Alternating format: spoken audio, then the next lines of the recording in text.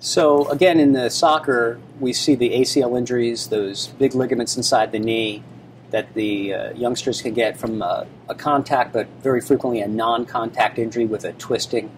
They typically present right on the side of the field, can't get up to walk on the knee becomes very swollen, they need to be supported to walk off, and obviously they're not going to be returned to the game, they need to be evaluated.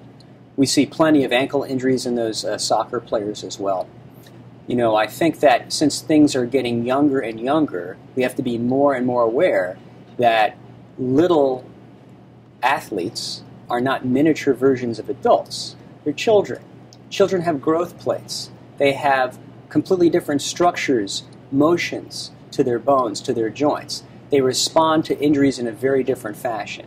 So we can't do the same drills and same activities that are applied to professional adult players or to even collegiate players that are applied to these 5, 6, 8, 11-year-olds who are practicing for soccer.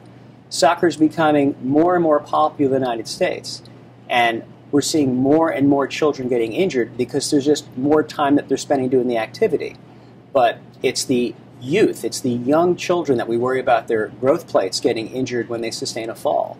What might be a simple ankle sprain in a 16-year-old playing soccer can actually be a fractured fibula, or a fracture in the ankle of a child that can't be just treated with some tape but needs to be placed into a cast. So I always get a little bit more worried about these younger children who come in with a problem than the older ones, because oftentimes what's thought to just be a simple sprain turns out to be a fracture. Well, one of the components of soccer that concerns me is the same thing that concerns me about football, which is head injuries. Part of playing soccer is heading the ball. And if you're a little person, you got a little head, and you got a little neck, and you got a little brain that gets bounced around inside your skull when that ball makes contact with your head. So I think that you have to be a little bit wary to limit the amount of heading that occurs with the ball in these younger children who have more immature brains that are more prone to injury. You know, the other thing about these young children who are playing soccer is the heat. Again, in South Florida, we have a tremendously hot environment, and they have to make sure that they're adequately hydrated. They have to make sure they don't overheat. They have an opportunity to get some shade, have an opportunity to have a little bit of wind placed on them if necessary. If there can be some iced water, it's very helpful.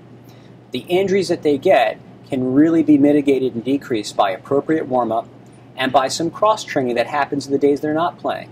We don't want every single practice to just be repetitive kicking of the same thing over and over again. The great coaches are the coaches that mix things up. Some days it's all about the core. Some days it's all about ball play. Some days it's all about strategy. Some days it's about upper body. Some days it's about cardiovascular. But by rotating their exercise regimen along with their training regimen, they can make a fitter child who's less likely to get injured.